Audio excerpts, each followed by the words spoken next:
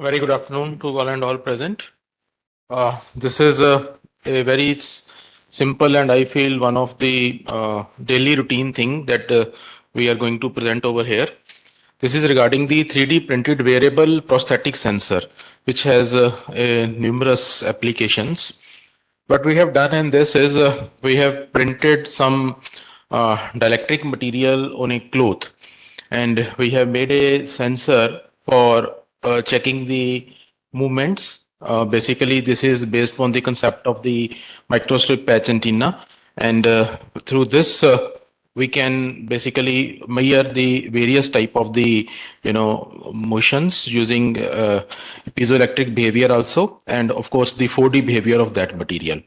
So what we are showing over here is like some of the frequency signal which are changing with respect to the insertion loss, and under the different loading conditions we are seeing the effect of the change in the mechanical load or the force applied on the dielectric property of the material, specifically the change in the epsilon r and the tan delta, which is basically the dielectric property of the material. Now, specifically, the application is like I'm putting it on the bicep of some practitioner, some sports person, and you can see with the movement of some muscles how the pattern is changing. And I don't require any additional hardware. It is configured with my mobile phone itself. And similarly, some other muscle movement we can use over here.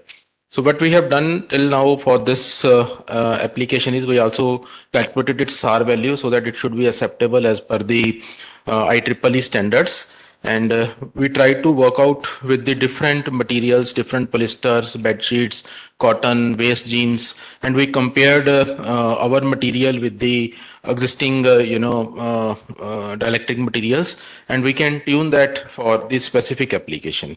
And the basic thing is the cost of this product on any existing of this cloth material will be just adding 100 rupees extra.